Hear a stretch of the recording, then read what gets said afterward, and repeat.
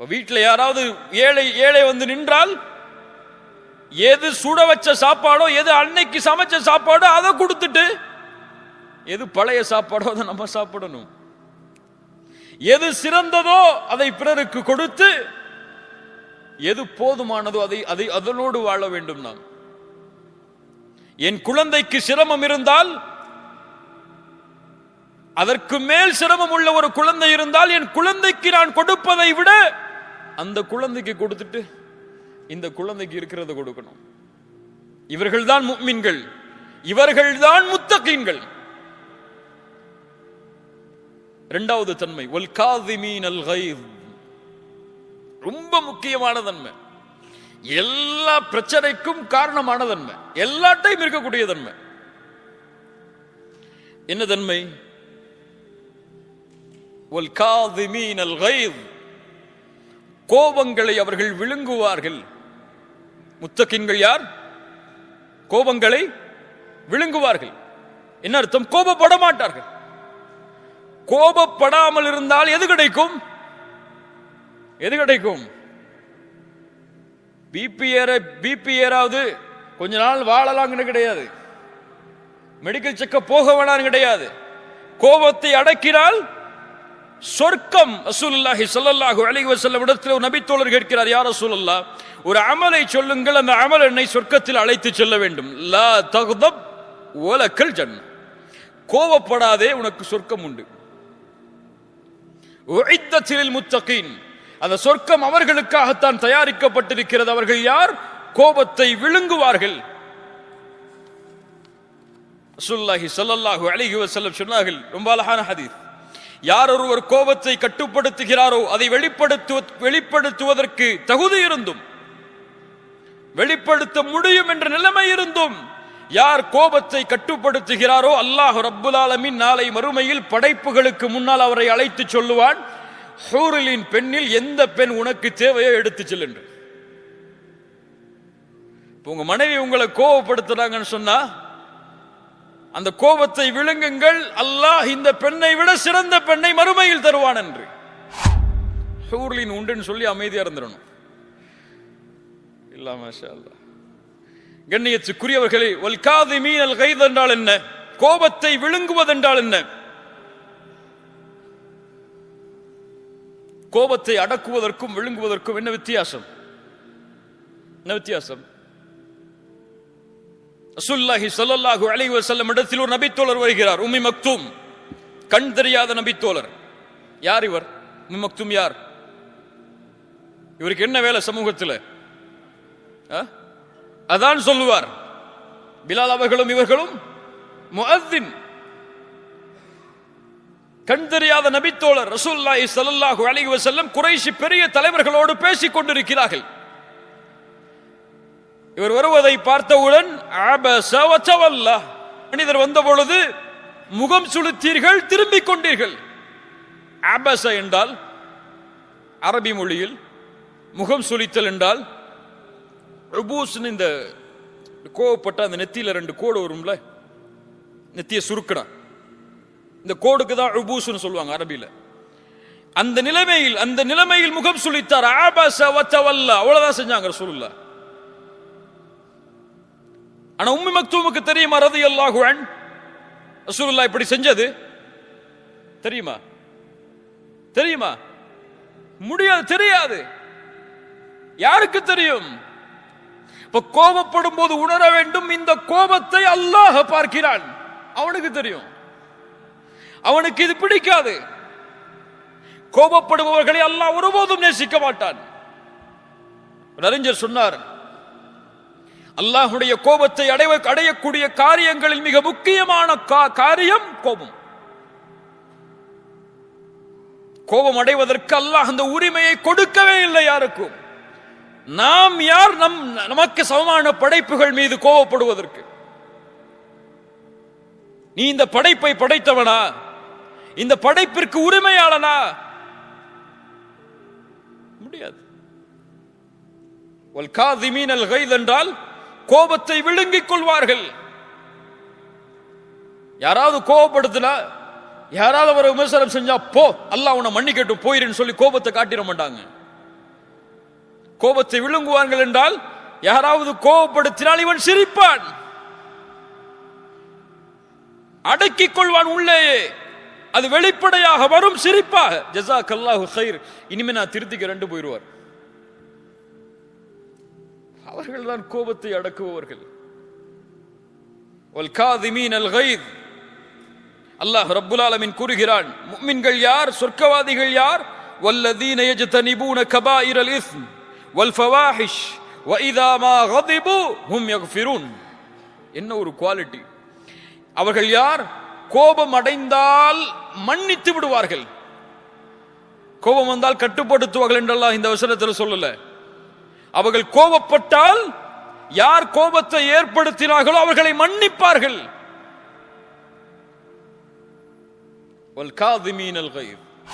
கோபப்படும் பொழுது என்ன சொல்லணும்? கோபப்படாதே, வலக்கல் ஜன்னா, உனக்கு சொர்க்கம் உண்டு. அது முக்கியமா? இந்த கோபத்தை அவருக்கு வெளிப்படுத்துறது முக்கியமா? நீ பலசாலி நீங்க நிரூபிக்கிறதுக்கு முக்கியமா? உனக்கு சொர்க்கம் முக்கியமா? இப்ப முத்தகீன்கள் கோபத்தை விழுங்கிக் கொள்வார்கள். கடைசி தன்மை, மூன்றாவது தன்மை, வல்ஆஃபீன அனின்னாஸ். வல்ஆஃபீன அனின்னாஸ், மக்களுடைய பாவங்களை மன்னித்து விடுவார்கள். அல்ஆஃபு மன்னித்தல், நேசத்தோடு மன்னித்தல். அஃபு என்றால் அல்லாஹும்ம இன்னக அஃபூன், நேசத்தோடு ஒருவரை மன்னித்தல் அஃபு. ஏன் மன்னிக்க வேண்டும்? ஏன் நான் அவரை மன்னிக்க வேண்டும்? யக்ஃபிரு யக்ஃபிருல்லாஹு லக்கும், நீங்கள் மன்னியுங்கள், அல்லாஹ் உங்களை மன்னிப்பான். நீங்கள் செய்யக்கூடிய பாவத்தை அல்லாஹ் மன்னிக்க வேண்டும் என்று நீங்கள் விரும்பவில்லையா? சரியான கேள்விதானே? சரியான கேள்விதானே? கேள்வி சரியா இல்லையா? நான் செய்யக்கூடிய பாவத்தை என் ரப்பு மன்னிக்க வேண்டும் என்று நான் விரும்புகிறேனா இல்லையா? யாரும் சொல்லுங்க நான் விரும்பலன்னு சொல்லி சொல்ல முடியுமா யாராவது? எல்லாரும் விரும்புறோம்.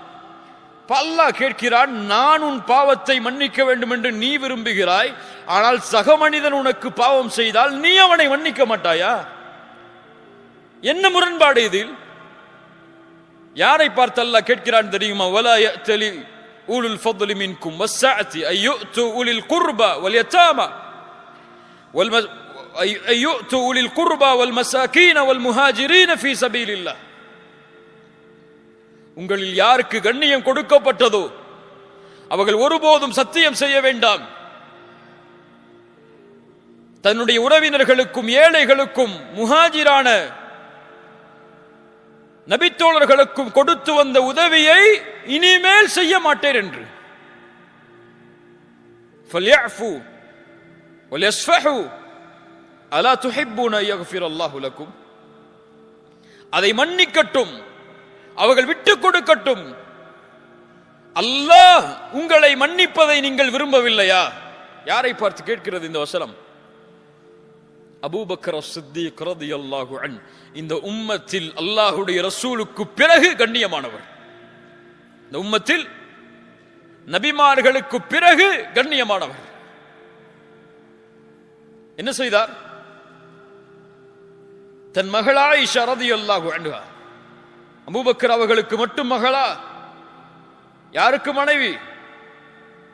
ஒரு நபியின் மனைவி. யாருக்கு தாய்? யாருக்கு தாய்? முஃமின்களுக்கு தாய், எம்முடைய தாய். அவர்கள் மீது ஒரு பழிச்சொல் போடப்படுகிறது. சாதாரண பழிச்சொல் அல்ல, கேவலத்தின் எல்லையில் உள்ள வார்த்தை அவர்கள் மீது போடப்படுகிறது. ஒரு தாயின் மீது பழிச்சொல் என்றால் ஒட்டுமொத்த சமூகத்தின் மீதும் போடப்பட்ட பழிச்சொல் அது. ஒரு நபியின் மனைவியின் மீது. அல்லாஹு அக்பர். அந்த பழிச்சொல்லில் ஈடுபட்டவரில் ஒருவர் அபூபக்கர் சித்தீக் ரலியல்லாஹு அன்ஹு அவர்கள் உதவி செய்து கொண்டிருந்த, அவருடைய வாழ்வாதாரத்திற்காக செல்வத்தை கொடுத்து கொண்டிருந்த மிஸ்தஹ் ரலியல்லாஹு அன்ஹு. இந்த நபி தோழரும் அறியாமையில் இந்த பழிச்சொல் சொல்லக்கூடிய செயலில் ஈடுபடுகிறார். இதை சொன்னவுடன் அபூபக்கர் ரலியல்லாஹு அன்ஹு மிஸ்ஸஹ் அவர்கள்ட்ட போய் கொடுத்த காசெல்லாம் திருப்பி கொடுத்துருங்கன்னு கேட்கல, போது நிறுத்தி போன்னு என்ன கேட்டாங்க, என்ன சொன்னாங்க? ஒரே வார்த்தை சொன்னார்கள், இனிமேல் மிஸ்ஸஹுக்கு உதவி செய்ய மாட்டேன். அவ்வளவுதான், அவ்வளவுதான் சொன்னாங்க. இந்த வார்த்தைக்காக ஒரு குர்ஆனுடைய வசனம் இறங்குகிறது. அபூபக்கரே, உங்களை போன்றவர்கள் அப்படி சொல்ல வேண்டாம், நீங்கள் மன்னியுங்கள், விட்டுக் கொடுங்கள். சாதாரண விஷயமா? இந்த உலகத்தில் என் மகளின் மீது ஒருவர் இப்படி சொன்னால் நான் எப்படி நடந்து கொள்வேன்? என் மனைவியின் மீது ஒருவர் சொன்னால் எப்படி நடந்து கொள்வேன்? அதை விட பெரிய பாவமா இன்று நமக்கு பலர் செய்த பாவம் எல்லாம்?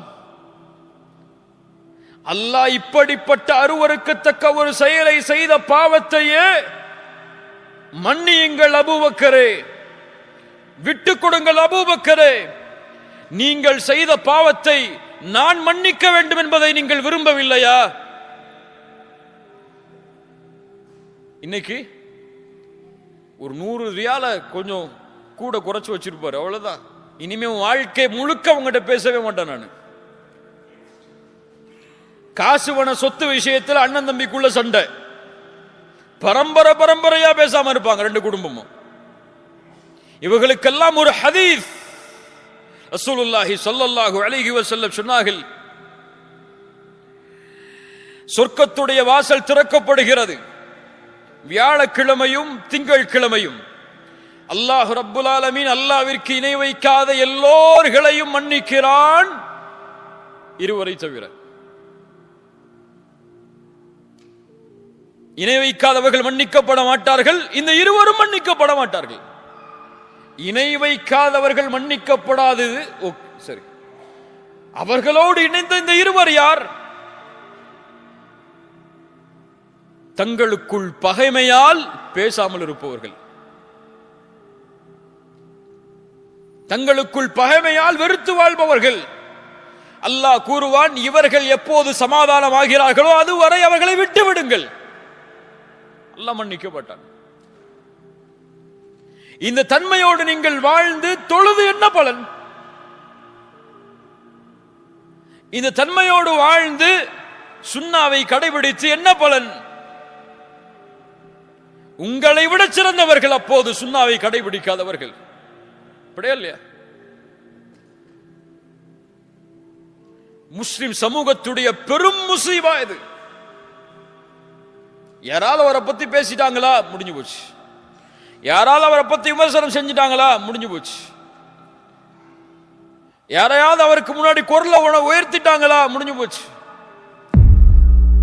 எத்துணை பிள்ளைகள் பெற்றோர்களோடு, எத்துணை பெற்றோர்கள் பிள்ளைகளோடு, எத்துணை உறவுகள் அடுத்த உறவுகளோடு.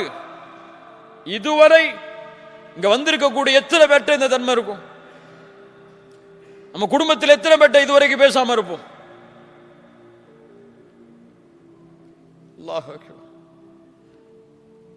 அல்லாஹ் மன்னிக்க வேண்டும் என்று நீங்கள் விரும்பினால் நீங்கள் மன்னித்தே ஆக வேண்டும். இல்லை முரண்பாடு அது. நான் பாவம் செய்தால் என் ரப்பு மன்னிக்க வேண்டும், ஆனால் உன் அடியார்கள் உங்களோடு இருப்பவர்கள் பாவம் செய்தால் நீங்கள் மன்னிக்க மாட்டீர்களா? நேசத்தோடு மன்னியுங்கள் அவர்களை. ஏன் நான் மன்னிக்கிறேன் அவளை? இவரை மன்னித்தால் அல்லாஹ் என்னை மன்னிப்பான்.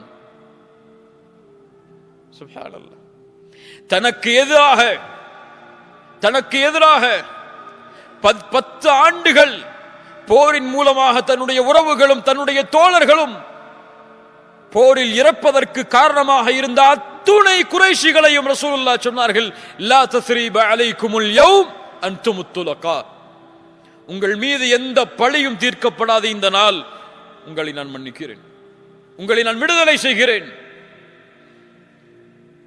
தனது சாட்சா ஹம்ஸா ரலியல்லாஹு அன்ஹு அவர்களுடைய ஈரலை கடித்து துப்பிய பெண்ணை ரசூலுல்லாஹ் மன்னித்தார்கள். இதை விட கொடிய குற்றமா நமக்கு பிறர் செய்த பாவம் எல்லாம்? யக்ஃபிரு ஃபல்யஃபு, மன்னியுங்கள், அல்லாஹ் எம்மை மன்னிப்பான். வலஆஃபீன அனின் நாஸ் வல்லாஹு யுஹிப்புல் முஹ்சினீன். இந்த இஹ்சானை சுமக்கக்கூடிய முஹ்சின்களை அல்லாஹ் நேசிக்கிறான். இந்த 3 தன்மையும் யாரு? முதல்ல யார் அவங்க? முத்தகீன்கள். இரண்டாவது அவர்கள் முஹ்சின்கள். முஹ்சின்கள் அவர்கள். சுப்ஹானல்லாஹ். கண்ணியத்துக்குரியவர்களே, அல்லாஹ்வுடைய பாதையில் செலவு செய்தால் சொர்க்கம், கோபத்தை கட்டுப்படுத்தினால் சொர்க்கம், பிறரை மன்னித்தால் சொர்க்கம். இதுல இன்னும் நம்ம சொர்க்கத்தை தேடல. இதில் கிடைக்கக்கூடிய சொர்க்கம் மேலானது, அல்லாஹ் விரும்பி தருவது.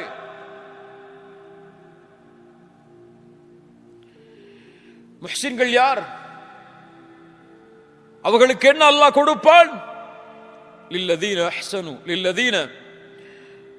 அஹ்ஸனுல் ஹுஸ்னா வ ஜியாதா. யார் இஹ்சானை சுமக்கிறார்களோ அவர்களுக்கு ஹுஸ்னாவும் அதை விட அதிகரிப்பும் கிடைக்கும். ஹுஸ்னா என்றால் என்ன? சொர்க்கம். அது இஹ்சானை சுமப்பவர்களுக்கு முதலில் கிடைக்கக்கூடிய கூலி சொர்க்கம். இரண்டாவது ஜியாதா.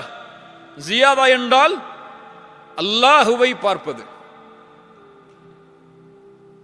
அல்லாஹுவை பார்ப்பது.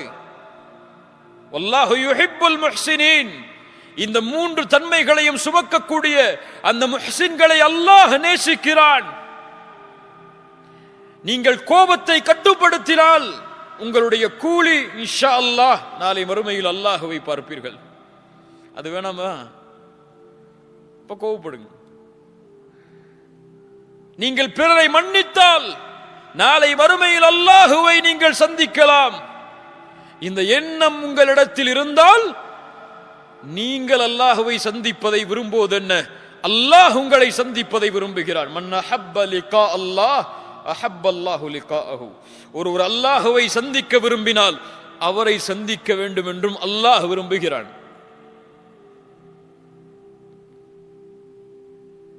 கண்ணியத்துக்குரியவர்கள், வல்லாஹு யுஹிப்புல் முஹ்சினீன். இஹ்சான் என்றால் என்ன? பல விளக்கங்கள் இஹ்சானுக்கு கொடுக்கப்பட்டாலும் மிக அழகிய ஒரு விளக்கத்தில் ஒன்று, இஹ்சான் என்றால், இஹ்சானோடு நடந்து கொள்ளுங்கள் என்றால், அல்லாஹ் எப்படி உங்களோடு நடந்து கொள்ள வேண்டும் என்று நீங்கள் விரும்புகிறீர்களோ அப்படி நீங்கள் படைப்புகளோடு நடந்து கொள்ளுதல். இதான் இஹ்சான். பல விளக்கங்கள் இருக்கலாம். அல்லாஹ் எப்படி உங்களோடு நடந்து கொள்ள வேண்டும் என்று நீங்கள் விரும்புகிறீர்களோ அப்படி நீங்கள் பிறரோடு நடந்து கொள்ளுதல். அதான் இந்த தீன். ஒட்டுமொத்த தீனும் இதைத்தான் சொல்லுகிறது. நீ படைப்புகளோடு இருக்கக்கூடிய உறவை சீர்படுத்தாமல் ஒருபோதும் அல்லாஹ்வுடைய உறவை சீர்படுத்த முடியாது. ஹதீஸை கவனியுங்கள். யார் தன் சகோதரனின் தேவையில் பங்கு கொள்கிறானோ அல்லாஹ் அவனுடைய தேவையில் பங்கு கொள்வான். யார் ஒரு சகோதர முஸ்லிமின் சிரமத்தை நீக்குகிறானோ அல்லாஹ் அவனுடைய சிரமத்தை நீக்குவான். யார் பூமியில் உள்ளவர்களுக்கு இரக்கம் காட்டுகிறார்களோ வானத்தில் உள்ள அல்லாஹ் அவர்கள் மீது இரக்கம் காட்டுவான். யார் செலவு செய்கிறார்களோ அவர்களுக்கு அல்லாஹ் செலவு செய்வான். யார் பிற முஸ்லிமின் குறையை மறைக்கிறானோ அல்லாஹ் அவருடைய குறையை மறைப்பான். யார் பிறரை மன்னிக்கிறாரோ அவரை அல்லாஹ் மன்னிப்பான். ஹதீஸ்ல என்ன சொல்லுது? நீ செய், அல்லாஹ் செய்வான். தானே? நீங்கள் செய்யுங்கள், அல்லாஹ் செய்வான். அதே இஹ்சான். அல்லாஹ் உங்களோடு இப்படி நடந்து கொள்ள வேண்டும் என்று நீங்கள் விரும்பினால் அல்லாஹ் உங்களை மன்னிக்க வேண்டும். அல்லாஹ் உங்களுடைய சிரமத்தை நீக்க வேண்டும். அல்லாஹ் உங்களுடைய கஷ்டத்தை நீக்க வேண்டும். அல்லாஹ் உங்களுடைய குறையை மன்னிக்க வேண்டும் என்று நீங்கள் விரும்பினால் நீங்க செய்யுங்க. அதை உங்களோடு இருக்கக்கூடிய சக மனிதர்களுக்கு செய்யுங்கள். மனைவிக்கு செய், குழந்தைகளுக்கு செய்யுங்கள், பெற்றோர்களுக்கு செய்யுங்கள், பிள்ளைகளுக்கு செய்யுங்கள், உங்களோடு வாழக்கூடிய சமூகத்திற்கு செய்யுங்கள். பலனுள்ளவனாக இந்த சமூகத்திற்கு நீங்கள் வாழ்ந்தால் அல்லாஹ் உங்களை நேசிப்பான். இதான் ஈமான், இதான் இஸ்லாம். இது சொல்லப்படலை இன்னும். இது தக்குவான்னு சொல்லப்படலை இன்னும். நமக்கு தொழுக, ஜக்காத், தக்பீர் கட்டுறது எங்க கட்டணும்? விரல் அசைக்கணும், அசைக்கணுமா, அசைக்க கூடாதா? தராவி எத்தனை ரக்காத், இதுதான் இன்னைக்கு இஸ்லாமா நமக்கு தெரியுது. இதுவெல்லாம் இஸ்லாமா தெரியல. இதுதான் பிற மக்களுக்கு இஸ்லாமாகவும் எடுத்து சொல்லப்படுகிறது. இது இன்னும் இஸ்லாமா எடுத்து சொல்லப்படல. இல்லையா? இது இஸ்லாம் என்று ஒருவர் அறிந்தால், இதுதான் இவர்கள் பின்பற்றக்கூடிய தீன், இதுதான் இவர்களுக்கு சொல்லப்படுகிற போதனை என்று அறிந்தால் அவர் இந்த தீனை வெறுப்பாரா? இந்த தீனின் மீது அவர் தீவிரவாதம் என்ற பழி சொல்லை போடுவாரா? அல்லாஹ் அக்பர். என் மீது ஒரு பெரிய கடமை இருக்கிறது, பெரிய கடமை. எம் நாடுகளில் வாழக்கூடிய மக்களுக்கு இந்த தீனை எடுத்து வைப்பதற்கு முன்னால் ஒரு பெரிய கடமை இருக்கிறது. என்ன கடமை தெரியுமா? இந்த தீனின் மீது அவர்களுக்கு இருக்கக்கூடிய வெறுப்பை நீக்குதல். அவர்களுடைய பிம்பத்தில் அவர்கள் வைத்திருக்கக்கூடிய வெறுப்பு, இந்த தீனை பற்றி அவர்கள் அறிந்து வைத்திருக்கக்கூடிய அந்த வெறுப்பை, இந்த தீன் என்றால் தீவிரவாதம், இவங்க என்றால் இப்படித்தான் இருப்பாங்க, இவங்கெல்லாம் இப்படித்தான் இருப்பாங்க, இவங்கெல்லாம் இப்படித்தான் இருப்பாங்க, ஒரு வச்சிருக்காங்கல்ல. இதை நீக்குதல் முதலில் அவர்களுக்கு இந்த ஈமானை எடுத்து சொல்வதற்கு முன்னால் இதை நீக்காமல் நம்முடைய தாவா பலனளிக்காது. எப்படி நீக்க முடியும்? கிதாப் எழுதிடலாமா? எல்லாரும் ஆசிரியர் மாதிரி இல்லாமா? எல்லாரும் குத்பாவுடைய மேடையில் ஏறி பிரசங்கத்தை ஆரம்பிச்சிடலாமா? மேடை மேடையா போட்டு பேசுவோமா? முடியாது. எத்துணை புத்தகம் எழுதினாலும், எத்துணை மேடை பேச்சுக்கள் வளர்ந்தாலும், எத்துணை அழைப்பாளர்கள் உருவானாலும் முடியாது. இந்த வெறுப்பை நீக்க வேண்டும் என்றால் இதை வாழ்வில் செயல்படுத்தக்கூடிய சமூகமாக அவர்களுக்கு முன்னால் வாழ்ந்து காட்டணும். அப்பதான் முடியும். சஹாபாக்கள் வாழ்ந்து காட்டினார்கள். உலகம் அவர்களை நேசித்தது. அவர்கள் கொண்டிருக்கக்கூடிய இந்த தீனின் மீதும் அந்த நேசம் பாய்ந்தது. ஈமானை நோக்கி வந்தார்கள். அல்லாஹ் எமக்கு புரியக்கூடிய ஆற்றலை தருவானாக. கடைசியாக அல்லாஹ் இந்த குர்ஆனுடைய வசனத்தை முடிக்கிறான். வல்லதீன இதா ஃபஅலு ஃபாஹிஷத்தன் அவ் ஸலமு அன்ஃபுஸஹும் ذكرுல்லாஹ். அந்த முத்தகீன்கள் யார்? ஒரு மானக்கேடான, ஒரு அசிங்கமான காரியத்தை செய்துவிட்டால், செய்வார்கள், அவர்கள் மனிதர்கள் தானே, ஒருவேளை செய்துவிட்டால் அல்லாஹ்வை நினைப்பார்கள், அல்லாஹ்விடத்தில் தங்களுடைய பாவங்களுக்காக மன்னிப்பை தேடுவார்கள். ஒமை யக்ஃபிரு ذுனூப இல்லல்லாஹ். அல்லாஹ்வை தவிர அவர்களுடைய பாவங்களை யார் மன்னிக்க முடியும்? ஆனால் இந்த மன்னிப்பிற்கு பிறகு அவர்கள் ஒருபோதும் அந்த பாவத்தில் தொடர்ச்சியாக நிலைக்க மாட்டார்கள். அல்லாஹ் அவர்களுக்கு சொர்க்கத்தை தயாரித்து வைத்திருக்கிறான். கண்ணியத்துக்குரியவர்களே, இந்த தன்மைகளோடு வாழ வேண்டும் என்றால் இன்னொரு மிக முக்கியமான ஒரு விஷயத்தை அறிந்து கொண்டே ஆக வேண்டும்.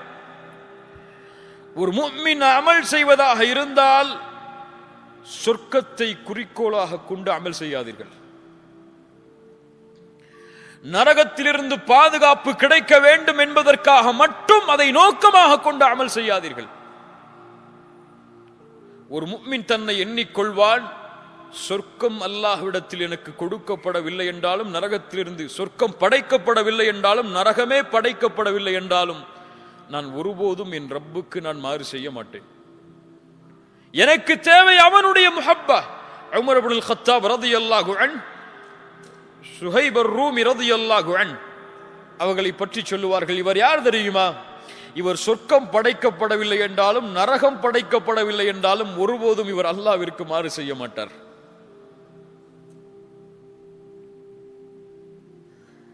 அவர் அந்த பாவத்தை விடுவது சொர்க்கமும் அதனுடைய காரணம்தான், நரகத்திலிருந்து பாதுகாப்பதும் அதனுடைய காரணம்தான். ஆனால் நோக்கம் என் ரப்புக்காக விடுகிறேன். நான் அவனுடைய முஹப்பத் எனக்கு வேண்டும், அதனால் இதை செய்கிறேன். நான் அவன் எனக்கு தேவை, அவனை தவிர எதுவும் எனக்கு தேவையில்லை. என்னை படைத்தவன், எனக்கு உரிமையாளன், அவனுடைய முஹப்பத்திற்காக இதை செய்கிறேன். அவர்கள்தான் முஹ்சின்கள். அவர்கள்தான் அல்லதீன யுன்ஃபிகூன ஃபிஸ் ஸர்ராஇ வத்-தர்ரா. சிரமமான நேரத்திலும் கஷ்டமான நேரத்திலும் அல்லாஹ்வுடைய பாதையில் செலவு செய்வார். கண்ணியத்துக்குரியவர்களே, இந்த சமூகத்துடைய ஏழைகளுடைய கணக்கு இன்னும் நமக்கு தெரியாது. இந்த சமூகத்தில் இன்னும் பல பெண்கள் வாழ்கிறார்கள். தன்னுடைய அன்றாட தேவைக்காக ஒரு தவறான தொழிலை செய்யக்கூடிய பெண்களாக.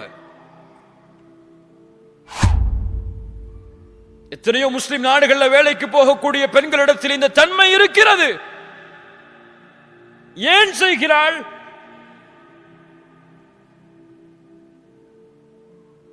எத்துணை குழந்தைகள் நோயில் கஷ்டப்பட்டு அவர்களுக்கு அந்த நோயை நீக்குவதற்கு வழியை இந்த சமூகம் ஏற்படுத்தி கொடுக்காத காரணத்தால் பிற மதத்தார்களால் நடத்தப்படக்கூடிய நிறுவனங்களில் இணைந்து அவர்களை நேசித்து அவர்களுடைய வழியையும் நேசித்து இந்த தீனை விட்டு வெளியே சென்றவர்கள். தெரியாது. அல்லதீன யுன்ஃபிகூன ஃபிஸ் ஸர்ராஇ வத்-தர்ரா. இந்த சமூகத்துடைய தேவை ஏராளம். கல்விக்காக சிரமப்படக்கூடிய பிள்ளைகள் எத்துணை பேர், நோயில் அவதிப்பட்டு மருத்துவ செலவிற்கு வழி இல்லாதவர்கள் எத்துணை பேர், அன்றாட தங்குவதற்கு இடமும் அன்றாட உணவும் இல்லாமல் வசிப்பவர்கள் இன்னும் இந்த சமூகத்தில் எத்துணை பேர். அதே நேரத்தில் இன்னொரு பக்கம் பேங்க் அக்கவுண்ட்ல காசை வைக்க முடியாம, காசை எப்படி செலவழிக்கணும்னு தெரியாம 2 பேர் இருக்க வீட்டுல 10 கார் இருக்கக்கூடிய முஸ்லிம் குடும்பமும் இருக்கு. என்ன ஒரு ஏற்றத்தாழ்வு!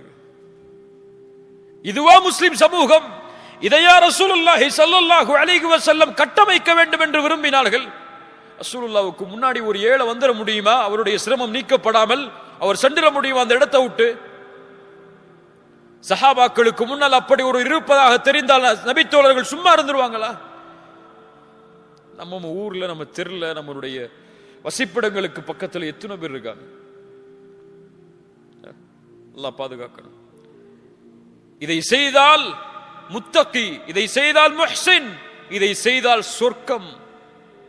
அதைவிட மேல் வஸியாதா அல்லாஹ்வுடைய முஹப்பத், அல்லாஹ்வை பார்ப்பது, வல் காதிமீனல் கைத், கோபங்களை விழுங்குவது, கட்டுப்படுத்துவது.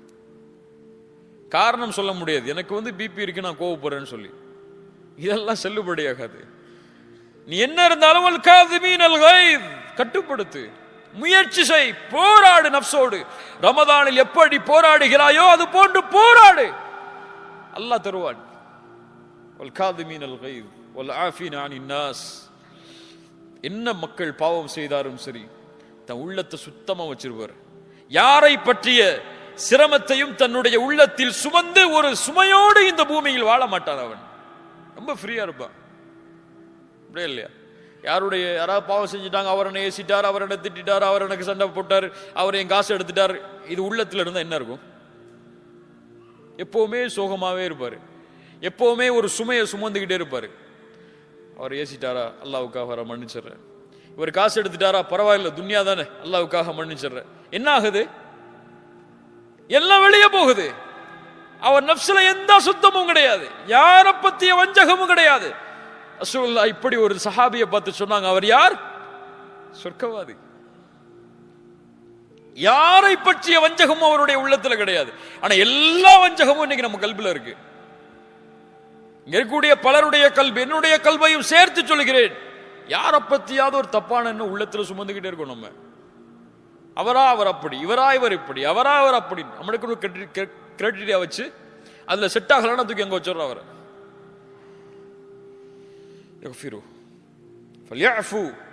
அல்லாஹ் எம்மை மன்னிப்பான். கண்ணியத்துக்குரியவர்களே, அல்லாஹ் ரப்புல் ஆலமீன் இது போன்ற தன்மைகளை நம்முடைய வாழ்வில் செயல்படுத்துவதற்கு அல்லாஹ் அருள் செய்வானாக. பிறருடைய சிரமத்தை நீக்கினால் அல்லாஹ் எம்முடைய சிரமத்தை நீக்குவான். எம்முடைய கோபத்தை கட்டுப்படுத்தினால் அல்லாஹ் எம் மீது இரக்கம் காட்டுவான். பிறரை நாம் மன்னித்தால் அல்லாஹ் எம்மை மன்னிப்பான். அல்லாஹ்விற்காக பாவத்தை துறந்து அல்லாஹ் என்னை பார்த்து கொண்டிருக்கிறான் சதா நேரமும் என்ற எண்ணத்தை கொண்டிருந்தால் அல்லாஹ் இந்த பூமியிலும் மறுமையிலும் சிறந்த வாழ்வை எமக்கு ஏற்படுத்துவான். அவர்களுடைய வாழ்வுதான் தக்குவாவை சுமப்பவர்கள் வாழக்கூடிய வாழ்வு, அல்லாஹ் நேசித்த வாழ்வும் அதுதான். அல்லாஹ் ரப்புல் ஆலமீன் இப்படிப்பட்ட வாழ்க்கையை எம்முடைய வாழ்வில் வாழக்கூடிய வாய்ப்பை அல்லாஹ் எனக்கும் உங்களுக்கும் தருவானாக.